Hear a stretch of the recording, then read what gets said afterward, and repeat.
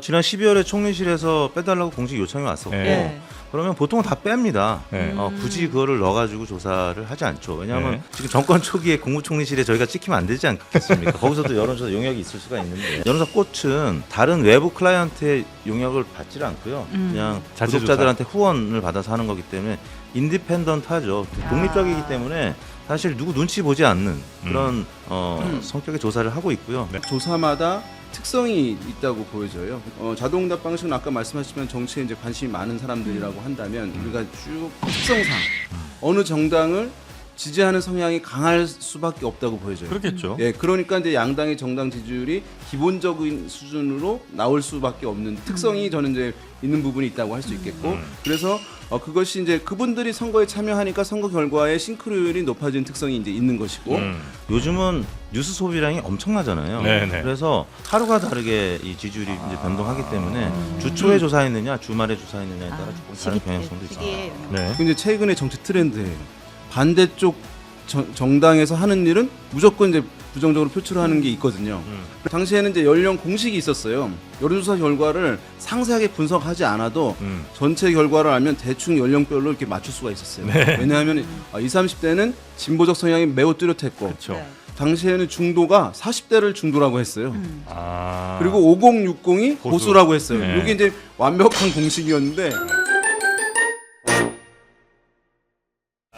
이제 여론조사의 시기가 또 다가왔습니다. 여론조사의 계절이 왔죠. 과연 앞으로 지선은 또 어떻게 될지, 그리고 현 정부에 대한 지지 혹은 뭐 당 지지 이런 것들은 어떻게 우리가 또 읽어야 되는지 전문가 두 분과 함께 이야기 나누도록 하겠습니다. 오피니언즈 윤희웅 대표님 어서 오시고요. 네, 안녕하십니까. 네, 그리고 리얼미터 이택수 대표님 반갑습니다. 안녕하십니까. 네. 네, 그리고 신혜영 기자 함께 하겠습니다. 안녕하십니까. 네. 자, 사실 이제 기자분들도 이 여론조사 결과를 굉장히 자주 뭐 인용도 하시고 많이 쓰시잖아요. 그렇죠, 그렇죠. 예. 제일 선호하는 회사가 어디입니까? 면전에서 말하라고요? 말씀드리지 않겠습니다. 말씀드리지 않겠습니다. 근데 저희가 이제 네. 매주 체크하는 이제 기관들이 있죠. 네. 월요일에는 리얼미터를 보고, 음. 그리고 이제 금요일에는 갤럽을 보고, 네. 오늘은 무슨 요일이? 목요일이죠. 네. 전국 지표조사 오늘 조금 전에 나왔고, 아. 세 개는 이게 고정적으로. 매주 고정적으로 체크를 합니다. 네. 자, 지금 현재 그럼 오늘 봐야 될 만한 여론조사 결과 혹시 최근 거 있습니까? 네, 일단 저희가 이택수 네. 대표님 모셨으니까 네. 리얼미터 결과를 좀 먼저 볼까요? 네, 출연자 우대. 네네. 1월 마지막 주 결과죠. 이제 월요일에 나왔던 건데 먼저 이재명 대통령의 국정 수행 평가. 네. 저희가 뭐 지지율이라고 보통 표현도 하긴 하는데 이재명 대통령이 잘하고 있다 54.5%. 좀 잘 못하는 것 같다. 잘 못한다가 40.7%입니다. 네. 긍정평가 전주보다 조금 올랐고 부정평가 조금 내렸습니다. 네. 자, 리얼미터 결과니까 대표님한테 좀 들어보는 게 제일 네, 좋겠네요. 분석 바로 들어볼까요? 네. 네, 사실 3주 전에 50% 중반까지 이제 찍었던 이유는 한중 정상회담. 아, 진도가 네네네. 좋았었습니다. 네. 그런데 그 이후에 이해운 전 장관 후보 네. 논란이 굉장히 후폭풍이 컸고 그다음에 당내 뭐 친명이냐 친청이냐 1인 1표제 관련된 뭐 여러 논란 때문에 최근 한 2, 3주 정도는 횡보하다가 네. 지난주에는 그 코스피 코스닥 뭐 연일 사상 최고가를 기록하면서 지지율이 소폭 상승하는 그런 네. 결과를 나타냈고요. 네. 또 부동산 대책도 발표됐는데 코스피도 뭐 설마 5천까지 가겠느냐 했는데 좀 단기간에 이제 달성이 됐기 때문에 이재명 대통령에 대한 어떤 정책에 대한 신뢰도 뭐 이런 네. 부분이 조금 높아진 편이라 아. 부동산 대책도 지금 부정적인 평가 뭐 전망보다는 긍정적인 평가 전망이 좀 더 우세한 것 같습니다. 그래서 네. 지난주에는 소폭 상승한 것으로 나타났습니다. 리얼미터도 그 긍정평가, 부정평가 이유도 조사를 해요? 리얼미터는 이유는 조사 안 하고 네. 한국 갤럽만 하죠. 이유를 조사하고 있습니다. 그럼 이제 이 분석은 그냥 리얼미터 자체의 네, 자체적인 네. 현안의 영향이 이 정도 됐을 것이다. 혹시 당 어쨌든 뭐 지지하시거나 안 하시거나 이런 분들이 또 대답을 많이 하실 가능성이 높아서 당이 뭘 잘못해도 대통령의 국정 수행 평가에도 이게 영향을 미쳐요? 뭐 집권 초반에는 그래도 대통령 지지율이 당 지지율을 견인하는 경향성이 있습니다. 근데 이제 집권 중반 후반으로 갈수록 넘어가면? 대통령 지도는 소폭 계단형으로 하락하는 그런 네. 곡선을 그리게 되고 현재의 권력에서 미래 권력으로 그러니까 이제 민주당 내에서도 차기 권력 대통령 후보들이 이제 점차 등장하지 않겠습니까? 네. 그러면 이제 그분들의 지지율이 여론조사 통해서 발표가 되면서 음. 점차 이제 당으로 힘이 쏠리는 그래서 당이 대통령 지지율을 또 견인하는 뭐 이런 네네네네. 현상이 나타나죠. 많은 경우들이 이제 신문에서 언론에서 나오는 패턴이 대통령 지지율은 높은데 정당 지지율은 낮다. 네. 그래서 갉아먹고 있다. 예. 또 뭐 반대되는 현상도 있어요. 또 정당 지지율보다 대통령 지지율이 적게 나오는 경우가 있거든요. 네. 그게 이제 전형적인 언론에서의 기사 패턴이거든요. 그런 현상이. 근데 이제 요거는 약간 이제 과장 문제가 있어요. 네. 왜냐하면 정당 지지율은 이제 어느 정당 지지하냐라고 질문한 것인데 대통령 평가는 지지 여부를 떠나서 잘하냐 못하냐라고 묻는 건데 이거를 같은 지표로 놓고 얘기를 하는 것은 왜냐하면 정당을 내가 지지하지만 이쪽 정당을 여당을 지지하지만 대통령 일 못한다고 얘기할 수 있거든요. 그런 분들이 많이 있어요. 아 그래요? 네, 그래서 그런 것 한번 말씀드리고 네, 싶습니다.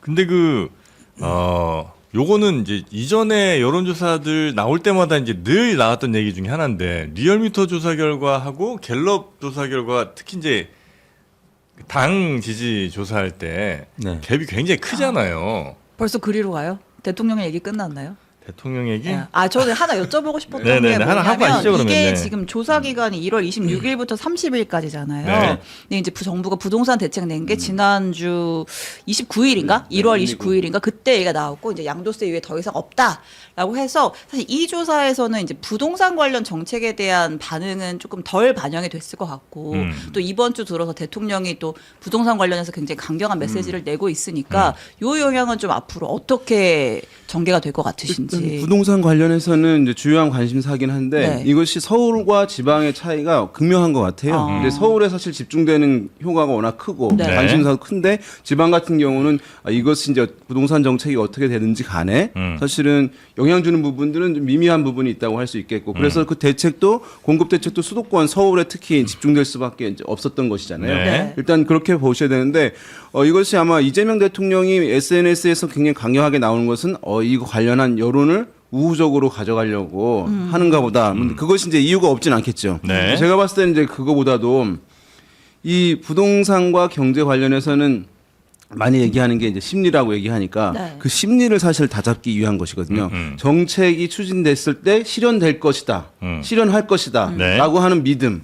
그게 있으면 어떤 정책이 추진됐을 때 잘 작동하는 거예요. 정책 효과가. 정책을 이렇게 내놨는데 또 내놓을 거라고 했는데 안 믿으면 또는 난 따르지 않을 거야. 왜냐면 바뀔 거니까. 이러면 그 정책은 효과를 발휘하지 못하는 것이거든요. 그래서 역대 이제 진보 정권의 대통령들이 이 부동산과 관련해서 그렇게 했던 거예요. 네. 반복을 해도 안 믿으니까 작동을 안 하는 거예요.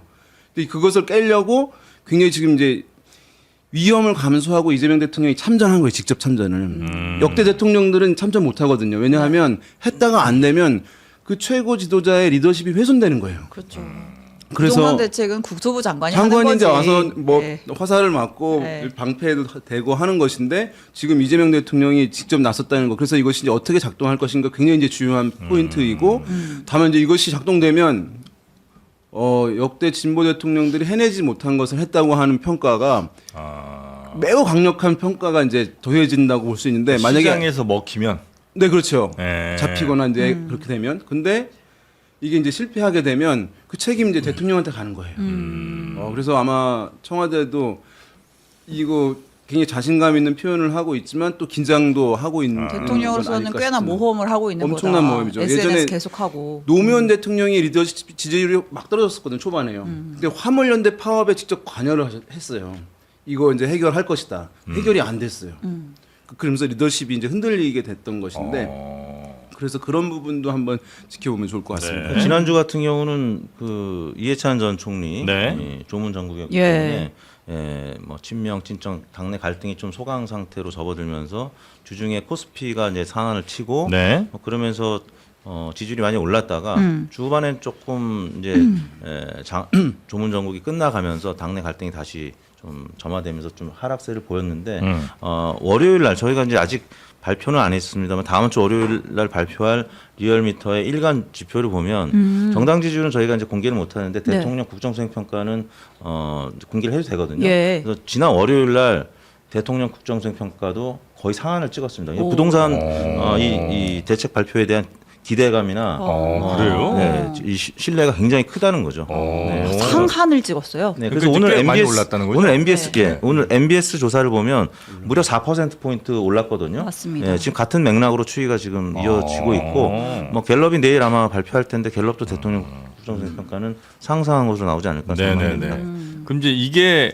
시장에서 진짜 먹혀 들어가기 시작한다는 뉴스 혹은 뭐 집값 급매물 많이 나온다는 뉴스 이런 게 이제 더해지면 이거는 꽤나 아주 강력하게 호재로 작용할 수 있겠군요. 그렇죠. 단기간으로는 그럴 가능성이 있습니다. 지금까지 보면 이재명 대통령의 높은 국정 지지율을 나오게 한 배경의 가장 큰 것은 이제 두 가지가 있을 텐데 외교일 테고요. 네. 이제 진보 대통령이 외교는 잘 못한다고 생각했었는데 성과가 있다라고 하는 문제들. 그다음에 지금 주가가 이제 5천 피해를 된 거. 네. 이게 이제 근거가 있는 거잖아요. 네. 그러니까 어떤 평가가 있으면 근거가 있으면 그게 강해요. 어떤 대통령을 보게 되면은 이런 거 있잖아요. 그냥 대체로 잘한다. 열심히 한다. 느낌이 이런 게 좋아. 상위에 있잖아요. 그럼 네. 근거가 없는 거예요. 그렇지만 그냥 지지층만 있는 거죠. 정서적인 지지층이 있어서 그 얘기를 하는 것인데, 근데 근거가 있게 되면 이것 때문에 내가 잘한다고 얘기해. 이걸 분명하게 얘기하는 거거든요. 그러면은 강도도 세지고 지속력도 탄탄해지는구나. 길어지는 부분이 있기 때문에 네. 그래서 이 주가가 뭐 민생 실제 생활 경기랑은 연관이 없다 뭐 이런 비판들도 있는데 만약에 부동산 관련해서 성과가 있게 되면 네. 상당히 그 부분을 커버해 주는 부분이 되지 않을까 생각됩니다. 네. MBS는 아까 말씀하셨지만 4% 포인트가 올라서 60%가 넘었습니다. 지금요? 긍정 평가가 오늘 나왔습니다. 63%. 그래요? 오늘 조금 전에 나왔습니다. 네. 하여튼 대통령 지지율은 뭐 정권 초반이기도 하고 여전히 굉장히 좀 높게 나오는 편인 거는 뭐 충분히 우리가 이해할 수 있을 것 같고요. 그리고 이제 정당 네. 지지율 한번 또 가보도록 아까 그 하겠습니다. 질문 이제 가시죠. 네. 네. 국힘 지지율이 유독 리얼미터에서 높게 나오는 이유는 네. 본인이 해명을 하셔야죠.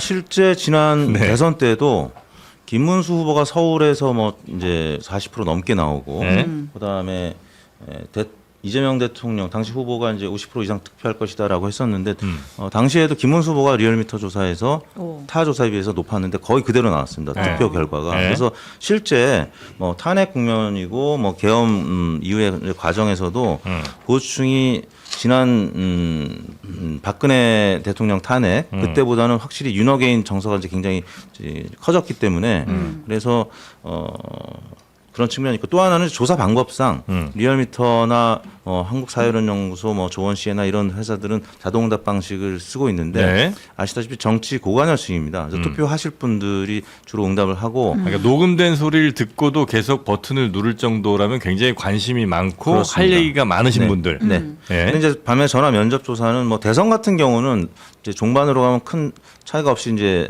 양 조사 방식이 수렴하게 되는데 일반 뭐 지방선거라든지 또 총선 같은 경우는 투표율이 좀 낮잖아요. 그러면 이제 여론사 응답 안 할 분들도 상대편이 이제 사람이란 말이에요. 그러면은 미안해 전화 끊지 못하는 경우가 있고 또 미국 전화 면접 조사하고 한국 전화 면접 조사의 차이가 뭐냐면 네. 미국은 사전 등록한 사람만 투표를 할 수가 있거든요. 그렇기 때문에 투표할지를 물어보고 투표할 사람들한테만 여론조사를 받습니다. 네. 그래서 우리나라보다 응답률이 많이 낮아요. 예. 예, 그런데 우리나라는 투표할지 말지는 선거 종반에만 물어보고 선거 요즘 같은 시기에 뭐 갤럽 조사라든지 MBS 조사를 보시면은 투표 유형을 안 물어봅니다. 네. 그래서 미국은 likely voters라고 해서 투표할 사람들한테만 응답을 받기 때문에 네, 네. 응답률이 낮아지고 ARS 결과랑 굉장히 비슷한 결과가 나오는데 예, 우리나라 전화 면접 조사는 초반에는 부동층이 많습니다. 무당층이 네. 많고 그렇기 때문에 특히 야당 민주당이 야당일 때도 리얼미터에서 민주당 지지율이 높았기 때문에 그동안에 지난 3년 동안에는 리얼미터가 좌파 조사 기관이었거든요. 그런데 지금 국민의힘이 야당이 됐잖아요. 예. 샤이 보수가 또 샤이 국민의힘이 잘 잡히기 때문에 그래요? 근데 실제 투표 결과는 ARS 결과랑 최근 들어서 선거를 보시면 비슷하게 나타났다는 점 말씀. 아니, 그러니까 이제 예를 들면 한쪽은 국민의힘만 일단 보면 갤럽이 한 25%, 23%, 뭐 21 정도 나오고 있고. 제가 수치를 한번 좀 언급을 예. 해볼게요. 네. 뭐 일단 리얼미터부터 볼까요? 예. 리얼미터로 봤을 때 이제 1월 달 마지막 한 3개 정도만 보면 이제 민주당 지지율은 40% 중반대가 나오고 있고 국민의힘 지지율 빨간 선은 37, 39점 거의 40% 육박했다가 1월 마지막 주에 37%까지 네. 나왔고 이제 갤럽을 한번 보면 갤럽은 그러니까 약간 리얼미터가 전체적으로 다 둘 다 높게 나오는 거죠. 그렇죠. 갤럽은 이제 민주당 지지율이 40% 초중반대 41, 43, 44 이렇게 가고 국민의힘 지지율은 거의 한 20 6개월간 거의 20% 중반대 박스권이에요. 큰 변화 없이. 네. 네. 근데 이제 어쨌든 뭐 투표로 가정을 하든 아니면 지지율로 가정하든 두 회사가 이렇게 다르면 두 회사 중에 한 회사는 조금 조사가 잘못되고 있는 건 아니에요? 그러니까 투표 안 할 분들까지 표집하는 이제 조사라고 네. 저는 개인적으로 보는 거고요. 예. 지난 총선 때 민주당이 압승하지 않았습니까? 예. 근데 그때 한 달 전 조사를 갤럽하고 리얼미터를 보면 당시에 갤럽하고 뭐 MBS 등 조사를 보면 당시에 민주당이 야당이었잖아요. 그러니까 국민의힘이 높고 민주당이 좀 낮았어요. 그래서 그걸 바탕으로 선거 예측했던 뭐 무슨 문어 뭐 이런 분들은 네. 당시 국민의힘이 한 150석, 160석 전망을 했었거든요. 네, 네. 근데 ARS 조사는 그렇지 않았습니다. 민주당이 그때도 아. 야당이지만 높게 나왔었어요. 정권 뭐 심판 뭐 정서도 그럼 있었고. 실제 투표와 비교를 해본다면 ARS가 비교적 정확하다고 우리가 생각하면 그렇습니다. 되잖아요. 그래서 이제 여의도연구원이라든지 민주연구원 다 정례 자체 조사 비공개로 하는 거는 다 ARS로 조사를 하고 있죠. 그래요? 네네. 그러니까 왜냐면 이제 이게 뭐 한 3%, 4%가 뭐 회사별로 다르면 아이 그래 뭐 그 정도는 그럴 수 있지라고 생각하는데 네. 뭐 한 10몇 %가 이렇게 그것도 일관되게 달라. 민주당 지지율은 똑같습니다. 갤럽이나 그렇죠, 그렇죠, 근데 그렇죠. 이제 야당 지지율은 항상 네. 차이 10% 포인트의 네. 차이 표심이 있는 겁니다. 네. 지난 총선에도 그랬고 지난 강서 구청장 보궐선거 때도 네. 당시 전화 면접 조사들 보면 서울에서 국민의힘이 한 10% 포인트 안팎 높았어요. 근데 당시에 진기훈 후보가 17% 포인트 이기고 있었는데 이겼는데 딱 그 보궐선거 일주일 전에 리얼미터나 다른 ARS 조사 결과를 보시면 서울에서 민주당 지지율이 한 15%포인트 안팎 높았었습니다. 네, 네, 알겠습니다. 그래서 이제 저는 개인적으로는 만약에 이렇게 다르면 사실 보는 분들은 좀 이렇게 뭐 그 여론조사 전문가들이 아닐 테니까 좀 네. 헷갈릴 수 있잖아요. 그래서 국민의힘이 20% 지지가 나온다는 거야, 40%가 나온다는 거야 이제 이렇게 헷갈릴 수가 네. 있는데 그럼 이제 여론조사 기관들에서 조금 뭐 어떤 방식으로든 뭐 보정 내지는 하여튼 뭔가 좀 여론을 정확하게 반영할 수 있는 뭔가를 해야 되는 건 아닌가 생각이 살짝 들긴 하던데. 방식을 좀 비율을 조합해서 한다거나. 그래서 뭐 미국에서는 네. 여러 가지 모델링들을 많이 해요. 그래서 실제로 다양한 또 조사 방식을 혼합하기도 하는 상황이고, 그래서 지금 이제 한국의 주요하게 논쟁이긴 한데 각 조사마다 특성이 있다고 보여져요. 그래서 네. 이제 그 특성이 이제 발현되고 하는 문제니까 사실은 어느 게 정답이냐 이제 이렇게 접근하게 된다면 논란이 이제 있을 텐데. 자동응답 방식은 아까 말씀하셨지만 정치에 이제 관심이 많은 사람들이라고 한다면 우리가 쭉 이제 1명부터 100명까지 국민들이 있다고 했을 때 네. 관심이 많은 분들이 있을 텐데 관심이 많은 분들은 특성상 어느 정당을 지지하는 성향이 강할 수밖에 없다고 보여져요. 그렇겠죠. 예, 그러니까 이제 양당의 정당 지지율이 기본적인 수준으로 나올 수밖에 없는 특성이 저는 이제 있는 부분이 있다고 할 수 있겠고, 그래서 그것이 이제 그분들이 선거에 참여하니까 선거 결과에 싱크로율이 높아진 특성이 이제 있는 것이고, 근데 이제 평소에는 그럼 여론이라고 하면 여론은 또 정치에 관심이 높은 사람들만의 여론은 아닌 것이니까 네. 정치에 관심도가 낮은 분들도 있는 것이니까 그러면 또 그런 면에서 봤을 때는 중도 또 정치에 관심도가 낮은 분들이 포함된 부분들 평소에 여론을 보는 것은 또 그것은 타당한 부분들이 이제 있는 것이니까 네. 이 두 가지를 어쨌든 잘 현명하게 보시면서 이렇게 이해하면 특성을- 되겠네요. 그러면 네. 저 리얼미터는 선거와 비슷하게 아마 나올 것 같은 여론조사. 그다음에 갤럽은 많은 사람들의 생각이 좀 더 반영된 여론조사. 네. 이렇게 하면 평상시에 비슷할까요? 어떤 네, 뭐 투표를 안 할 분들도 네. 어차피 투표는 뭐 100%가 목표고 이제 가정이니까. 근데 이제 실제 대선은 한 80%대고 네. 총선이나 지방 선거는 뭐 60%대, 50% 이렇게 떨어지기 때문에 그래서 이제 전체 모집당 근데 이제 미국에서 중요하게 학자들이 보는 거는 네. 무당층이나 부동층의 규모예요. 예. 그래서 이제 선거 종반으로 가면 전화 면접 조사도 무당층이나 부동층이 10% 미만으로 떨어지는데 지금 시점에서 보면 갤럽하고 리얼미터의 국민의힘 지지율 차이가 그만큼 딱 무당층으로 가 있거든요.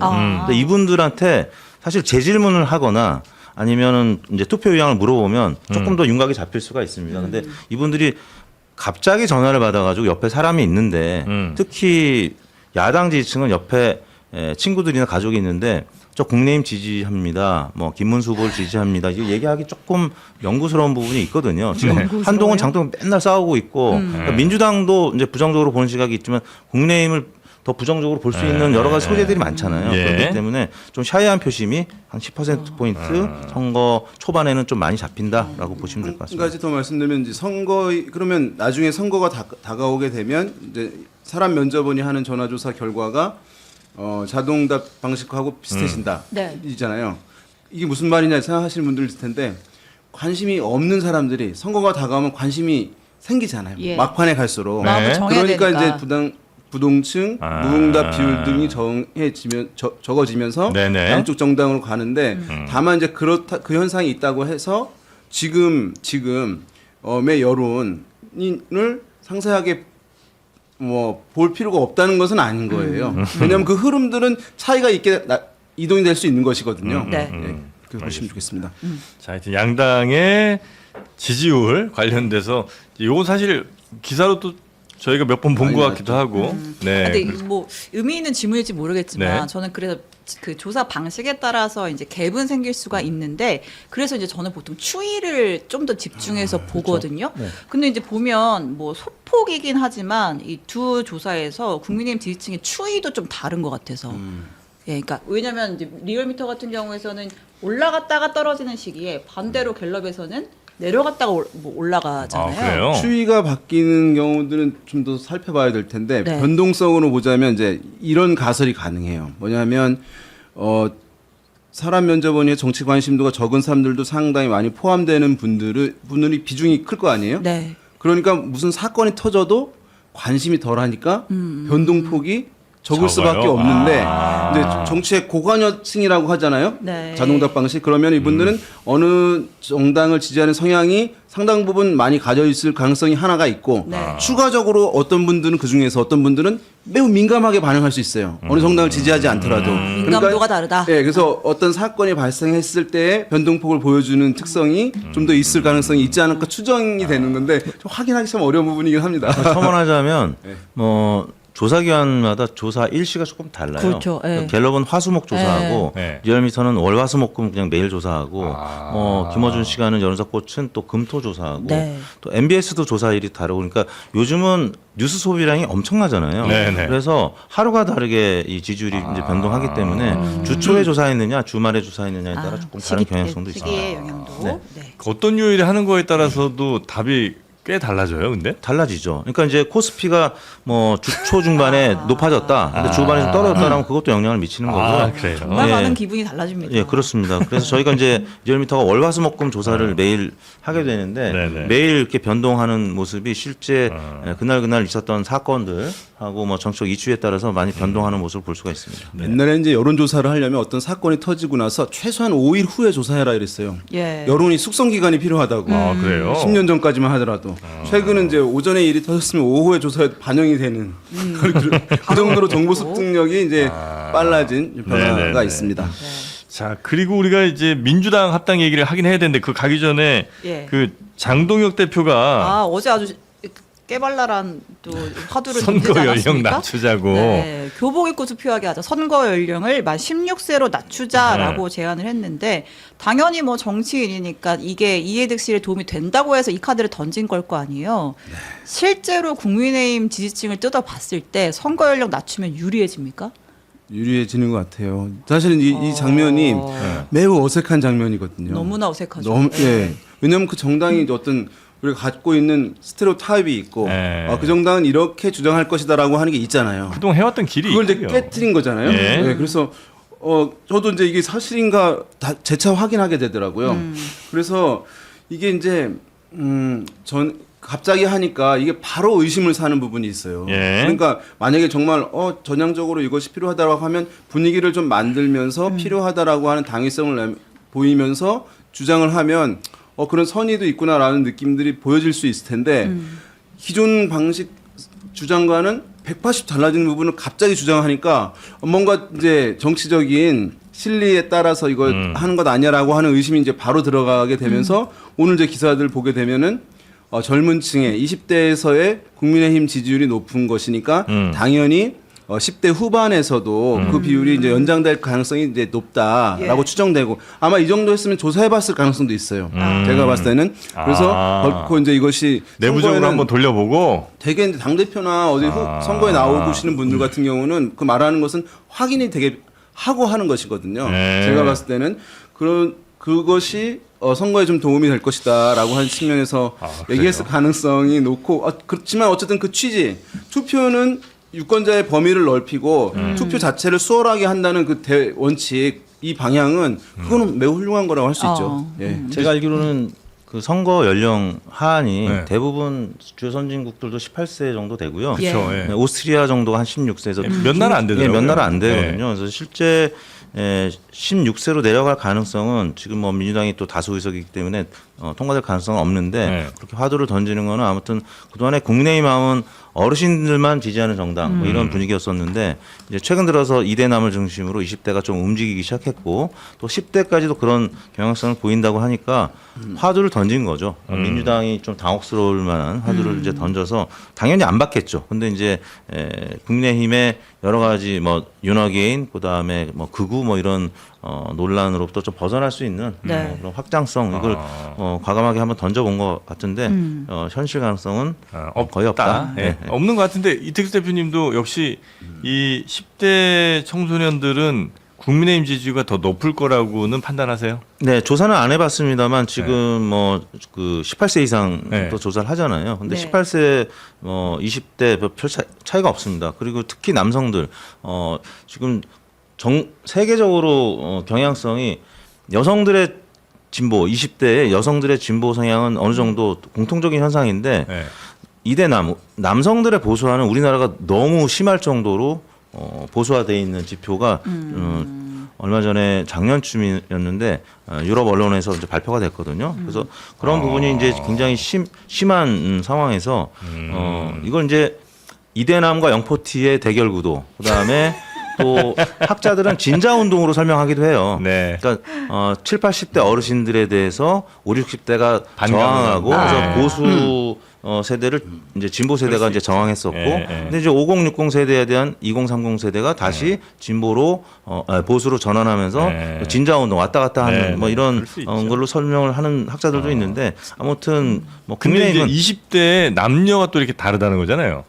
남녀가 좀 다르죠. 젠더 이제 논란이 특히 이제 뭐 대표적으로 지지난 대선 때 이준석 네, 당시 네, 국민의힘 네, 대표가 뭐 그런 젠더 이슈를 또 강하게 던지면서 여성 뭐 가족부 폐지 뭐 이런 논란이 지금까지도 어느 정도 이어지고 있어서 이대남은 국민의힘 지지율이 굉장히 높고 네. 최근 들어서 70대 같은 경우는 이제 굉장히 보수적이면서도 이재명 대통령의 국정 평가가 네. 최근 들어서 긍정 평가로 많이 전환이 됐습니다. 네, 네, 네. 근데 이제 이대남은 이제 부정적인 평가가 전 세대에서 가장 높은 그런 네. 경향성을 보고 이제 우리가 뭐 20대 뭐 진보다, 20대 네. 보수하다 이제 얘기 많이 하거든요. 네. 이게 이제 사실은 노무현 정부 초반에도 이제 20대 보수화 얘기가 있었어요. 기사를 찾아보시면은 그때 이제 그래요? 있습니다. 그래서 20대 보수화가 돼서 왜냐하면 전통적으로 20, 30대 진보였는데 당시에는 당시에는 이제 연령 공식이 있었어요. 여론조사 결과를 상세하게 분석하지 않아도 전체 결과를 알면 대충 연령별로 이렇게 맞출 수가 있었어요. 왜냐하면 20, 30대는 진보적 성향이 매우 뚜렷했고 그렇죠. 네. 당시에는 중도가 40대를 중도라고 했어요. 아. 그리고 5060이 보수. 보수라고 했어요. 네. 이게 이제 완벽한 공식이었는데 네. 지금은 이게 한 20년씩 뒤로 갔잖아요. 그렇죠. 그런 상황인데 그때도 이제 왜 20대 보수화 얘기가 나왔었냐 하면 어쨌든 본인들의 문제를 정부가 해결해줘야 되잖아요. 네. 그럼 그 반감이 정부를 향할 수밖에 없는 거예요. 정부 여당한테. 당시에 진보 정부였으니까. 그래서 이제 보수적 정서가 드러난다고 정치적으로 해석을 했던 부분들이 있는 것인데 만약에 지금 이제 뭐 남녀 차이는 있지만 진보 보수 성향들이 섞여 있긴 한데 이것이 최근에 20대들이 취업이 어려워지는 부분들 또 AI가 나타나면서 미래에 대한 불안감 커지는 부분들이 있거든요. 이런 부분들이 그때 집권하고 있는 정부 세력에 대한 불만 표출로 이어질 가능성이 있어요. 지금도 커질 가능성이 있어요. 근데 그것이 만약에 또 보수 정부가 되면 그것이 화살이 보수 정부한테 향할 수도 있는 것이거든요. 네. 그래서 앞으로 벌어지는 일을 단순히 이제 이념적으로만 또 볼 거는 아닌 부분도 있다는 네네. 말씀을 드리겠습니다. 그래서 예전에는 항상 그 세대별로 이렇게 이쪽이냐 저쪽이냐가 좀 가려졌다면 지금 20대들은 한 세대 안에서도 이제 그게 좀 성별로 또 나뉜다는 거고. 다양성으로 봐야 돼요. 아니 그러다가 이제 또 남녀 또 사이좋게 또 지내면 또 통합이 좀 되겠네요. 네, 20대들. 근데 진짜 이 숫자가 이택수 대표님이 말씀하신 진자 운동을 증명을 하고 네네. 있네요. 와. 왔다 갔다. 20대, 40대, 70대가 왔다 갔다 왔다 네. 이렇게 합니다. 그래요. 네. 하여튼 아빠 엄마가 싫은가 봐 누구나. 그러니까 그쵸. 엄마 아빠가 하는 얘기에 반대로 가나 봐요. 그리고 특히 이제 대입 과정이 네. 부모의 뭐 도움 또 개입이 굉장히 좀 강화되고 있잖아요. 네. 저희 학교 다닐 때보다는 네. 그러다 보니까 저희 때 뭐 중2병 이런 것들이 점점 조금 지연이 돼가지고 뭐 인간 수명도 늘어나지만 그래서 뭐 고등학교, 대학교까지 가서 부모하고 갈등이 좀 심해지는. 그러니까 그때 그때는 사춘기 오고 뭐 이런 거. 예, 사춘기가 좀 늦게 오는. 네. 그래서 실제 대학생들과 부모들의 갈등이 심한 뭐 경우를 제 주변에서 리얼미터는 아니고 주변 미터지만 많이 보게 됩니다. 네. 주변 미터 데이터로는 그렇게 확인이 되더라. 네네. 일단 정치 동향과는 별개로 네. 애들이 말은 안 듣더라. 네. 네. 알겠습니다. 네, 자 그럼 이제 민주당 합당 합당 이슈로 넘어갈까요? 예, 그럽시다. 네, 지금 민주당이 합당 블랙홀에 빠진 상황, 당내 갈등이 지금 굉장히 감정 싸움까지 치닫는 그런 양상인데 어쨌든 이제 정청래 대표가 그래서 투표 붙이겠다라고까지 한 상황이잖아요. 네. 여론조사 결과를 보니까 일단 갤럽 기준 합당 좋게 본다가 28%밖에 안 나왔어요. 그래서 여론은 생각보다 안 좋네라고 생각을 했는데 이걸 조금 뜯어서 보니까 민주당을 지지하는 사람들은 좋게 본다가 48% 정도가 나왔고 조국 혁신당 지지자 중에서는 좋게 본다가 한 41% 정도가 나왔습니다. 네, 그러니까 전체로 보면 좋게 본다가 28%였는데 네. 그 민주당 지지자들은 한 절반, 그러니까 절반 48% 정도가 좋게 보고 네. 조국 혁신당 오히려 여기가 조금 더 적네요. 예, 여기서는 한 41% 정도가 좋게 본다. 근데 이제 뭐가 됐든 어쨌든 지지자들 사이에서도 그러니까 당의 지지자들 사이에서도 과반을 넘는 압도적인 지지는 아니다. 또 이런 해석이 가능한 거죠. 그래서 이게 이제 보면 전체 결과에서는 왜 좋게 본다, 긍정적인 시각이 현격히 적냐. 네. 근데 최근의 정치 트렌드예요. 반대쪽 정당에서 하는 일은 무조건 이제 부정적으로 표출하는 게 있거든요. 그러니까 보수 성향층에서는 이 자체를 이제 부정적으로 평가하는 부분들이 있는 것이고, 그게 더해지는 데다가 진보층에서는 이제 찬반이 나눠지는 부분들이 있으니까 이게 이제 이런 결과들이 전체 결과에서 나오는 건데, 중요한 거는 주요한 정당이라고 할 수 있는 민주당의 지지자들의 특성이라고 할 수가 있겠고, 지금 보게 되면 긍정적으로 보는 비율이 48%. 그래서 우리 신자님 말씀하신 대로 높은데 절반은 안 되는 거예요. 예. 월등히 높다거나 압도적인 것은 아닌 상황이고, 네. 거기다가 지금 이 상황 같은 경우는 부정적 시각은 30%였잖아요. 제가 봤을 때는 이게 이제 초반에 나왔을 때 조사가 된 거예요. 근데 이후에 또 논란이 커졌어요. 그러니까 지금 뭐 전체적으로 합당은 필요하다는 것이 맞긴 할 텐데 지금 시점에 맞느냐? 왜냐하면 뭐 선거에 유불리가 있을 수 있고 긍정적인 부정적인 영향을 줄 수 있다는 이제 얘기도 하거든요. 왜냐하면 중도층들은 민주당 후보를 지지하지 않을 거 아니냐. 그렇게 되면 그런 논란들이 이제 커진 상황이에요. 그렇게 되면 민주당 지지층에서는 제가 봤을 때 좀 더 좁혀질 가능성도 있어 보여요.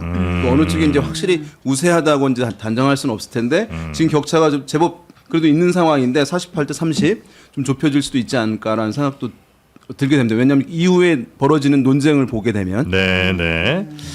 자, 그래서 지금 민주당과 조국 혁신당의 합당은 어쨌든 이런 여론조사들도 합당을 주장하는 혹은 뭐 반대하는 사람들의 또 근거로 많이 쓰일 거 아닙니까? 네. 그렇죠.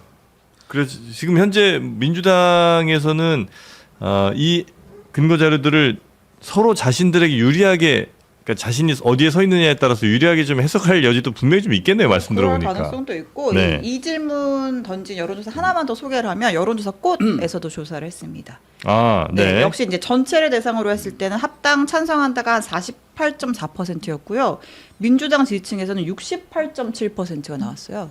그러니까 이거는 갤럽이랑 꽃이 뭐 조사 방식도 좀 차이가 있겠지만 표본도 좀 다른 거 아닌가라는 생각. 숫자 차이가 많이 나잖아요. 제 어떻게 생각에는 해석을 해야 할지. 저런 게 좀 있지 않을까라는 추정인데 네. 추정인데 예. 조심스럽긴 한 조사의 입장에서 조사 전문가 입장에서 본다면 저희가 이제 조사할 때 이제 인사말을 해요.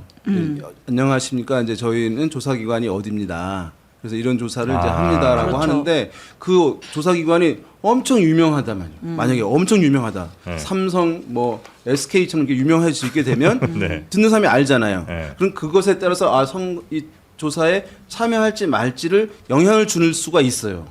예, 왜냐하면 안 하려다가 하는 분들이 있을 수 있고 하려다가 안 하는 분들이 있을 수 있다고 보거든요. 만약에 근데 어떤 또 정치적 성향이 있다고 또 인식되게 되면은 그러면 이제 조사에 참여하는 사람들의 전체 분포에서 영향을 좀 받을 가능성이 있고 그런 부분이 좀 어떤 과거에도 보면 어떤 보수 언론에서 조사를 이제 한 적이 있어요. 옛날에 보게 되면 안녕하십니까 어느 일보입니다. 그 일보 조사팀입니다. 이렇게 하면 일관되게 좀 보수적인 경향들이 높게 나오는 부분들이 있었거든요. 그러니까 그런 부분들이 좀 있을 수 있지 않을까 생각합니다. 네, 네. 아, 그런 이제 전화를 받는 사람이 자체가 이제 어떤 성향을 가지거나 아니면 어떤 대답을 이미 뭐 갖고 있는 사람들이 더 많이 응답했거나 이랬을 가능성이 좀더 충분히 부합하는 있다. 네, 하우스 네. 이펙트. 그런 것이죠. 예. 네. 할 수 있는 여러 가지가 있는 것인데 네. 그것도 포함해서 이제 향후에는 뭐 친명이냐 친청이냐 간에 이 합당 관련된 여론조사는 합당의 시기 네. 관련된 질문이 아마 던져질 가능성이 있습니다. 지금 뭐 어제도 제가 한준호 의원, 한준호 네. 최고위원이 다른 방송에서 얘기를 들어보니까 합당에는 찬성한다. 그런데 이제 지방선거 이후에 해야 된다. 뭐 이런 입장이 있는 거고 지금 정청래 대표는 바로 이제 당원 투표에 붙여서 합당 결정하자. 뭐 이런 입장이기 때문에 합당에 대해서는 전반적으로 여론조사 조사 결과처럼 민주당이나 조국혁신당 다 찬성인데 조사의 시기 방식 여기에 대해서 지금 논란이 있기 때문에 네. 그리고 이제 조사기관들도 어떤 워딩으로 조사를 하느냐에 따라서 굉장히 또 친명이냐 친청이냐 이렇게 오해를 받아가지고 이렇게 댓글 보면은 일단 여론사 자체 합당 관련된 여론사를 1m는 안 했거든요. 왜 안 하냐? 네. 누구 편이냐? 뭐 이렇게 댓글로 누구 편이냐? 네. 누구 편이에요? 저희는 항상 중립이죠. 예. 네. 그리고 조사 만약 한다면 조사 이제 그 합당의 시기 이런 것들도 어떻게 하느냐에 따라서 굉장히 그래서 오해를 받을 수가 있어서 이 조사는 굉장히 민감한 조사라서 좀 조심스럽습니다. 정청래 대표는 이제 빠르게 네. 지금 여론이 변동될 수 있으니까 빠르게 당원들 여론조사 등을 네. 당원 투표 등 합당에 대해서 찬성하냐 반대하냐라고 묻는 것을 아마 해보고 싶어할 가능성이 높고 시기고 뭐고 다 그 떼고. 떠나가서 어쨌든 이 큰 틀에서만 네. 근데 이제 그것에 대해서 좀 탐탁치 않게 생각하는 반대쪽에서는 찬반으로 하게 되면은 여론이 그래도 찬성이 좀 그렇죠. 높은 거는 사실인 것이니까 그걸로는 안 될 테니까 아마 이제 우리 이 대표님 방금 말씀하신 대로 합당의 시기를 지방선거 이후에 하느냐 지금 하느냐 이것을 묻자라고 주장할 가능성이 제가 봤을 때 있어 보여요. 그럼 이 전당원 투표의 질문 설계가 매우 중요하네요. 그래서 네. 조사는 좋은데 아무튼 그걸로 물어보자. 이것 때문에 합의가 또 그러면 쉽지 않을 것 같기도 하고. 그러니까 합당 자체를 그냥 기본으로 깔고 그 시기만 그거를 묻는다. 주면 약간 제가 봐도 네. 이게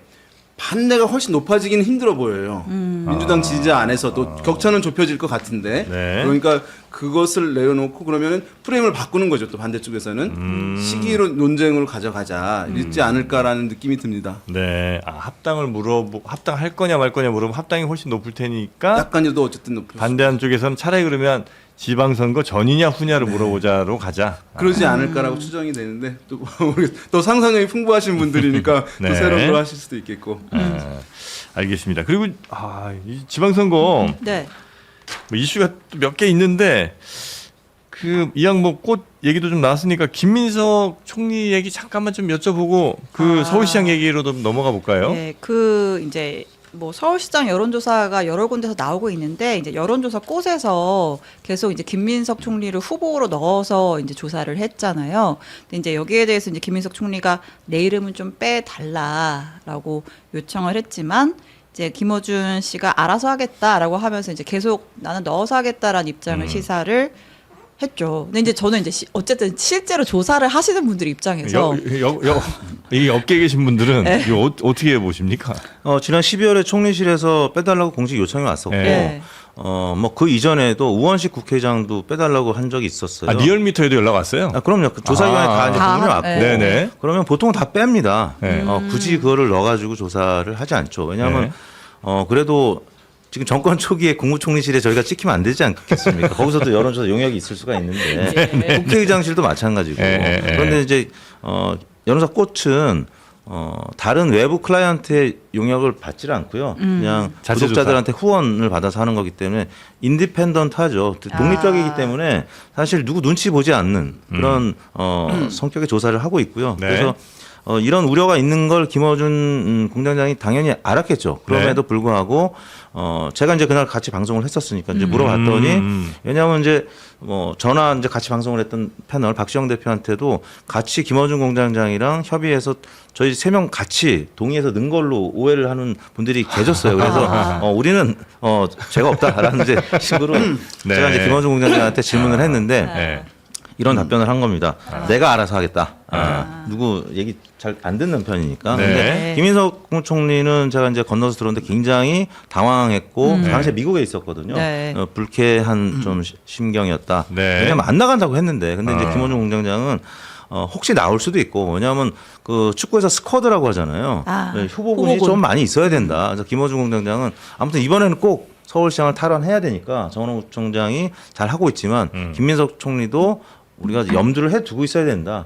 어떤 음모론에 이제 김원중 공장장은 기본적으로 음모론을 본인도 인정하니까 근데 본인이 음모론의 대상이 되는 거는 거부를 하는 거죠. 왜냐하면 네. 그런 취지가 아니었다. 네. 김민석을 죽이기 위한 뭐 이런 게 아니라 실제 서울시장 탈환을 위해서 스쿼드 넓히는 차원에서 한 것이다라고 마이크가 내려간 상황에서도 제가 물어보면 그렇게 얘기를 하더라고요. 저는 그렇게 믿고 싶습니다. 뭐 의도는 그랬지만 그럴 수 네. 있지만 또 결과는 또 어쩔 수 없이 피해를 줄 수도 있는 건 아니에요. 두 가지 네. 측면에서 이제 김민석 총리 입장에서는 이제 뭐 불만적인 느낌이 있었을 것 같아요. 왜냐하면은 두 가지를 주는데 여러 후보들을 묻는 이제 다자대결 조사를 물어요, 되게. 네. 그러면 거기에 뭐 지금 이제 1위를 달리고 있는 정원호 구청장. 네, 뭐 구청장 예, 예. 해서 여러 사람이 있잖아요. 그러면은 김민석 총리 입장에서는 나는 출마를 서울시장 안 한다고 했기 때문에 그 정보를 아는 사람들은 거기에 이름이 있다 하더라도 선택을 안 하게 되는 거예요. 예전에는 그래도 수위권에 있었는데 그러면 거기서 낮은 지지율이 나와서 그 보도가 되잖아요. 네. 그게 이제 사실은 기분이 나쁠 수 있잖아요. 그게 하나가 있고 어쨌든 이제 본인이 서울시장 안 나오고 공식적으로 당대표. 얘기는 하진 않았지만 전당대회 출마에 대한 이제 뉘앙스들이 있는 상황이잖아요. 그런 부분이니까 이것이 이제 또 정청래 대표의 재선과 또 이게 같이 논란이 되면서 어떤 정치적인 해석을 낳게 되는 부분인 것이니까 그런 측면에서 이제 있는 상황인데 통상적으로는 조사기관에 넣어달라는 게 더 많아요.